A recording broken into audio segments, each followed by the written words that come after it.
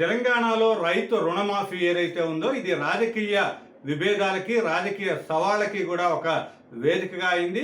3 విడతలుగా 2 లక్షల లోపు రుణాలని కాంగ్రెస్ ప్రభుత్వం, రేవంత్ రెడ్డి ప్రభుత్వం అయితే మాఫీ చేయడం జరిగింది. అయితే దీంట్లో మొత్తం లబ్ధిదారుల సంఖ్య ఎంత ఉంది అనేది అయితే ఇప్పుడు బీఆర్ఎస్ నేతలు వేస్తున్న ప్రశ్న. బీఆర్ఎస్ హయాంలో 1 లక్ష లోపు రుణాలని మాఫీ చేసినప్పుడే 36 లక్షల మంది రైతులు లబ్ధి పొందారు. ఇప్పుడు 2 లక్షల వరకు కూడా మాఫీ చేస్తే 35 లక్షలకి పైగా, అంటే అదే సంఖ్య, ఇంచుమించు అదే సంఖ్య ఏ విధంగా వస్తుందో అన్నది బీఆర్ఎస్ నేతలు ప్రధానంగా కాంగ్రెస్ నేతలను ప్రశ్నిస్తున్న అంశం. అయితే దీంట్లో చూసినట్టయితే ఇప్పటికీ మొత్తం కూడా ఈ 2 లక్షల లోపు రుణాలని మొత్తం 3 విడతలుగా కాంగ్రెస్ ప్రభుత్వం విడుదల చేయడం జరిగింది. దాంట్లో ఆగస్టు 15 గడువు పెట్టుకొని మొత్తం కూడా 24,000 కోట్ల రూపాయలని మొత్తం రైతుల ఖాతాల్లో జమ చేయటం జరిగింది. అయితే ఇవన్నీ కూడా తప్పుడు లెక్కలు. మొత్తం కూడా అందరూ కూడా పూర్తి స్థాయిలో రుణమాఫీ జరగలేదు అనేదైతే బీఆర్ఎస్ నేత హరీష్ రావు ముఖ్యంగా సవాలు విసరటం జరిగింది. ఇంతకు ముందే హరీష్ రావు కాంగ్రెస్ ప్రభుత్వానికి, రేవంత్ రెడ్డికి సవాలు విసిరారు. రుణమాఫీ కనుక 2 లక్షల లోపు రుణమాఫీ పూర్తి స్థాయిలో రైతులకి మొత్తం అమలు చేసినట్లయితే, దాంతోపాటు 6 గ్యారంటీలు కూడా పూర్తిగా అమలు చేసినట్లయితే తాను ఆ ఎమ్మెల్యే పదవికి రాజీనామా చేస్తాను, తరువాత జరిగే ఉప ఎన్నికల్లో కూడా పోటీ చెయ్యను అనేది స్పష్టంగా హరీష్ రావు చెప్పడం జరిగింది. అయితే దీనిని ఆసరాగా తీసుకొని మొత్తం కూడా రేవంత్ రెడ్డి మొత్తం ఆగస్టు 15 నాడు జరిగిన 3వ విడత రుణమాఫీలో మొత్తం కూడా పూర్తి చేశాం కాబట్టి రేవంత్ రెడ్డి రాజీనామా చేయాలి అనేది పెద్ద డిమాండ్గా తీసుకొచ్చారు.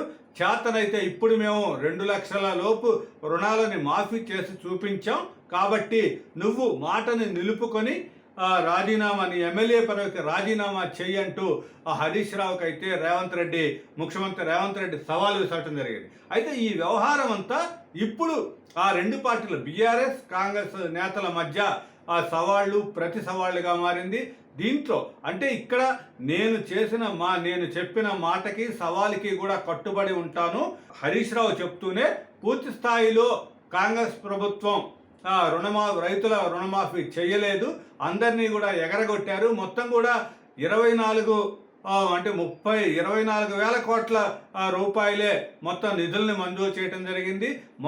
బడ్జెట్కి ముందు ఎన్నికల్లో 40,000 కోట్ల రూపాయలు ఈ రుణమాఫీ జరుగుతుందని హామీ ఇచ్చారు. తరువాత అది కాస్త బడ్జెట్లో 26,000 కోట్ల రూపాయలు మాత్రమే రుణమాఫీ కేటాయించారు. అది కాస్త 26,000 కోట్లు బడ్జెట్లో కేటాయిస్తే ఇప్పుడు రుణమాఫీ జరిగింది 24,000 కోట్లు మాత్రమే అంటూ హరీష్ రావు లెక్కలు చెప్పడం జరిగింది. దాంతో పాటుగా ఈ రుణగ్రహీతలు ఎవరైతే ఉన్నారో, ఈ మాఫీ లబ్ధిదారులు ఎవరైతే ఉన్నారో అవి కూడా తక్కువ సంఖ్యలో ఉన్నాయి కాబట్టి మొత్తం నిబంధనలు ఏదైతే సరే నిబంధనలు అంటూ రేషన్ కార్డు, ఆధార్ కార్డు, తరువాత బ్యాంక్ ఖాతాలు సరిగ్గా లేవని, ఈ రుణాలలో నిబంధనలు కూడా ఇవన్నీ కూడా వెరిఫికేషన్స్ ఇవన్నీ కూడా చేసి మొత్తాన్ని కూడా లబ్ధిదారుల సంఖ్యని తగ్గించేశారు. కేవలం ప్రచారం కోసమే ఈ రుణమాఫీని వాడుకున్నారు అనేదైతే బీఆర్ఎస్ నేతలు చేస్తున్న అంశం, అంటే ఒక ప్రస్తావన, ఆరోపణ. అయితే దీనిని పూర్తి స్థాయిలో కాంగ్రెస్ నేతలు అయితే ఖండిస్తున్నారు. ఇది మీ బీఆర్ఎస్ హయాంలో 1 లక్షల లోపు రుణాలని 2 విడతలుగా 3 విడతలుగా చేయడం జరిగింది. దాంట్లోనే ఆ వడ్డీలకే అది సరిపోయింది అంటూ కాంగ్రెస్ నేతలు తీవ్ర ఆరోపణ చేస్తూనే తాము చిత్తశుద్ధిని నిరూపించుకున్నాము కాబట్టి మీరు అన్నదాని ప్రకారం రాజీనామా చేయాలి అంటూ హరీష్ రావు మీద ఒత్తిడి అయితే తీసుకొస్తున్నారు. ఇక్కడ సిద్దిపేటలో ఒక టెన్షన్, ఈ డిమాండ్తో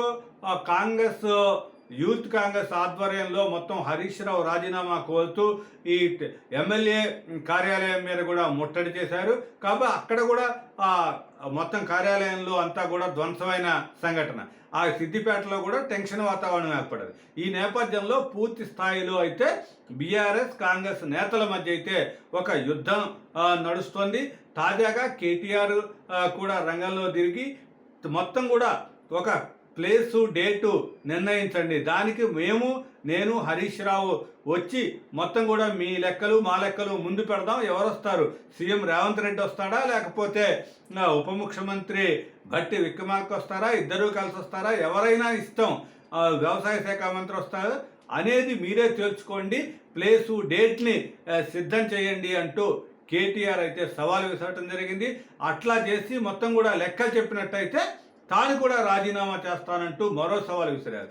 ఈ నేపథ్యంలో ఇక్కడ హరీష్ రావు రాజీనామా కోసం కాంగ్రెస్ నేతలు, తరువాత కాదు ఇదంతా కూడా ఫాల్స్ లెక్కలు చూపెడుతున్నారు కాబట్టి రేవంత్ రెడ్డే రాజీనామా చేయాలంటూ బీఆర్ఎస్ నేతలు చేస్తున్న ఈ ప్రకటనలు ఇవన్నీ కూడా పూర్తి స్థాయిలో అయితే తెలంగాణ రాజకీయ వాతావరణాన్ని ఒక్కసారిగా వేడెక్కించాయి. ఏదేమైనా సరే ఇంకా కూడా కొంతమందికి రుణమాఫీ ఎవరికైతే కాలేదో వాళ్ళని కూడా రుణమాఫీ చేస్తాము, అవంతా కూడా కంటిన్యూ ప్రక్రియగా సాగుతుందనేది అయితే తుమ్మల నాగేశ్వరరావు చెప్పిన మాట. దానికి తోడు 2 లక్షల రూపాయలకు పైగా ఉన్న రుణాలను కూడా మేము మాఫీ చేస్తామనేది అయితే తాజాగా తుమ్మల నాగేశ్వరరావు కూడా ప్రకటించడం జరిగింది. మంత్రి తుమ్మల ప్రకటించడం జరిగింది. దీన్ని బట్టి ఇక్కడ వాతావరణం అయితే రోజు రోజుకి రాజకీయ వాతావరణం వేడెక్కుతోంది. ఎవరు ఎంత అసలు రుణమాఫీ, రైతులు అయితే కొంతమంది రైతులు మొత్తం తమ రుణాలు మాఫీ కాలేదంటూ కూడా గగ్గోలు పెడుతూ ఫిర్యాదులు చేస్తున్న అంశం కూడా తెరపైకి వస్తుంది. ఏదేమైనా సరే అసలు లెక్కలు తెలిసి పూర్తి స్థాయిలో ఎంత రుణమాఫీ జరిగింది అనేదైతే ప్రభుత్వం తరఫున పూర్తి స్థాయిలో లెక్కలు చెప్పాల్సిన అవసరం ఉంది. అదేవిధంగా బీఆర్ఎస్ నేతలు కూడా రాజకీయాలకి ఉపయోగించుకోకుండా తన అసలు లబ్ధి చేకూరని రైతులు ఎవరైతే ఉన్నారో వాళ్ళ జాబితాని సిద్ధం చేసి వాళ్ళ నుంచి కూడా ప్రభుత్వం మీద ఒత్తిడి తేవాల్సిన అవసరం అయితే ఎంతైనా ఉంది.